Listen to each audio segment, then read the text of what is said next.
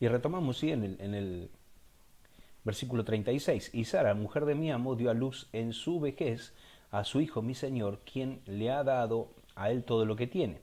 Y mi amo me hizo jurar diciendo, no tomarás para mi hijo mujer de las hijas de los cananeos en cuya tierra yo habito, sino que irás a la casa de mi padre y mi parentela y tomarás mujer para mi hijo. Y yo dije, quizá la mujer no querrá seguirme. Entonces, bueno, y acá le cuenta todo, Eliezer, todo lo que habían charlado con Abraham en el momento del preparativo del viaje.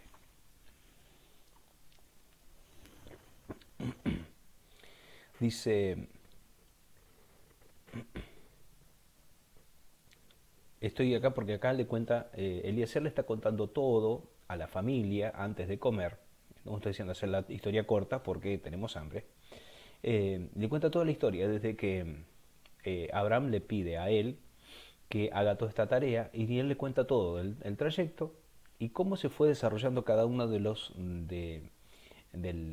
cumplimientos de la oración y el pedido que le hizo a nuestro Dios. Dice, versículo 48, y me incliné y adoré a Jehová y bendije a Jehová, Dios de mi señor Abraham, que me había guiado por camino de verdad para tomar a la hija del hermano de mi señor para su hijo. En este caso eran primos estos chicos, Rebeca e Isaac eran primos. En aquello, ay, pero qué barbaridad, cómo se iban a casar entre primos. Tomen como referencia que en aquella época la humanidad recién estaba comenzando, eh, no había tantas personas, por lo tanto no había tantas enfermedades, por lo tanto no había tanto pecado, por lo tanto no había tantas maldiciones, y todavía no había sido escrita la ley del Señor que se la escribe a Moisés muchos años después, donde en esta circunstancia ya Dios le dice que esto no estaba permitido, poder casarse entre parientes. Entonces, lo que vemos acá que en ese momento estaba permitido tanto tener más de una mujer, podían tener más de una mujer, las que les fuera posible mantener, y también la cuestión de que en este caso siendo primos, no hermanos, eh, Dios lo permite. ¿Por qué? Porque él ya estaba marcando un precedente para poder conservar la familia, para poder conservar un linaje del linaje de Abraham que no estuviese contaminado. Entonces vemos que después Jacob viene y se casa con Raquel, que también era hija de esta familia, ¿sí? Entonces eran primos segundos los que se estaban casando. Y vemos allí como el Señor se encarga de conservar una línea de pureza, digamos, o un ADN en lo genético y en lo espiritual que viene a desembocar en el pueblo de Israel del día de hoy. Un pueblo de Israel que está siendo llamado por Dios a tener una total y completa dependencia de Él y también a tener una identidad en cuanto a su genealogía, saber de quiénes vienen, quiénes son sus padres, sus antepasados. Entonces, ese es el verdadero desafío que no solamente el pueblo judío tiene, sino que nosotros como iglesia cristiana tenemos de tener no ya un ADN natural, sino un ADN espiritual, de ser de ese linaje de Abraham, como dice en el libro de Hebreos, que nosotros somos del linaje de Abraham porque hemos creído a través de la fe, no porque hayamos caminado con Jesucristo, hemos creído por lo que otros nos han predicado. Dice, ahora pues si ustedes hacen misericordia y verdad con mi Señor, declarándomelo, y si no, también declárenmelo, y me iré a la diestra o a la siniestra, a buscar la esposa para mi amo. O volviendo sin la esposa también, porque él le dijo, si no la llego a encontrar, voy a volver y voy a romper este pacto que estoy haciendo con Abraham, porque no encontré lo que él me había enviado a buscar. Entonces Labán y Betuel o sea, el hermano y el padre, respondieron y dijeron, de Jehová ha salido esto, no podemos hablarte malo ni bueno. Muy buena actitud allí, tanto de Labán, del hermano de Rebeca, como de Betuel, el papá, que dicen, si vos venís obedeciendo las directivas de Dios y estás bajo el pacto de Abraham, el hombre que tiene amistad con Dios, recordemos que ya Sodoma y Gomorra ya habían sido destruidas, todo eso ya era de público conocimiento, había sido un acontecimiento muy renombrado en ese tiempo, que descendiera fuego del cielo y se consumiera las ciudades. Entonces, y todos sabían que Dios, Jehová, era el causante de este castigo a estos pueblos que habían desobedecido los principios naturales, ¿sí? Por eso Dios también después establece leyes. ¿Por qué? Porque el hombre no se sujeta a las leyes naturales. Va forzando siempre los límites, como nos pasa hoy, y termina rompiendo las barreras de la naturaleza. Por eso vemos ahí a los seres humanos en estos días tratando de legalizar el aborto, aprobando como algo legal, como como algo natural, la unión de personas del mismo sexo, y de tratar de pervertir y desviar la inocencia de los niños. Ahora vemos que están tratando de enseñar en las escuelas primarias cómo estimularse sexualmente a los chicos de primaria. Así que estemos atentos, nosotros los que tenemos hijos, nietos, sobrinos,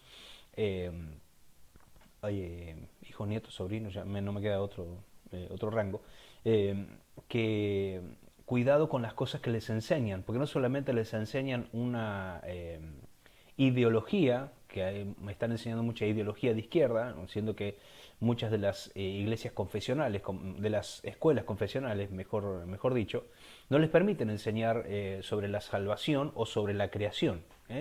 Tienen que decirlo de una manera muy sutil porque, bueno, todo lo que es el ambiente pedagógico respalda toda la teoría de la evolución según el concepto erróneo de Darwin. Entonces, ellos sí, a través de estas leyes perversas que van en contra de la palabra de Dios, enseñan ideología y enseñan perversión a cada uno de nuestros niños.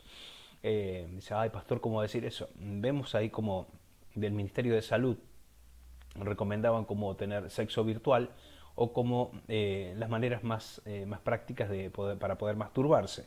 Entonces vemos que ellos lo enseñan, lo bajan directamente del gobierno. ¿Por qué? Porque se ha pervertido todo aquello que era natural, se está yendo a los límites, se toman de algo que es bueno y van forzando los límites hasta que llegan a un punto que aquello que era bueno comienza a convertirse en malo, en pervertido y en perjudicial para la salud de las personas. No solamente salud física, sino principalmente la salud espiritual. La persona se llena de perversión, de corrupción y de pecado, lo que lo aleja totalmente de Dios y cada vez lo aparta de una comunión con el Espíritu Santo y va cerrando, va sellando, va cauterizando todo acceso de la persona hacia una relación plena con Dios. Dice, cuando el criado de Abraham oyó estas palabras, se inclinó a tierra delante de Jehová y sacó el criado las alhajas de plata, alhajas de oro y vestidos y se los dio a Rebeca. También dio cosas preciosas a su hermano y a su madre.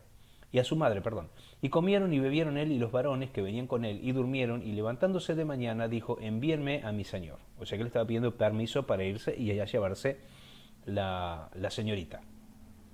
Entonces respondieron el hermano y la madre, y se espere la doncella con nosotros al menos 10 días, y después se irá. Ya la estaban extrañando. Y él les dijo, no me detengan, ya que Jehová ha prosperado mi camino, despáchenme para que me vaya a mi señor. Versículo 57 dice, ellos respondieron entonces, llámenos la doncella y preguntémosle.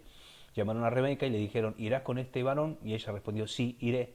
Entonces dejaron ir a Rebeca, a su hermana, y a su nodriza, y al criado de Abraham, y a sus hombres. Y bendijeron a Rebeca y le dijeron hermana nuestra, miren cómo la bendicen, sé madre de millares, de millares, y posean tus descendientes las puertas de tus enemigos. Entonces se levantó Rebeca y sus doncellas, y montaron en sus camellos, y siguieron al hombre, al criado, y al criado tomó a Rebeca y se fue. Y venía Isaac al pozo del viviente que me ve, porque él habitaba en el Negev, y ahí cuentan el momento del encuentro. Lo que nosotros podemos sacar de todo este resumen, si nosotros empezamos a cambiarle los nombres,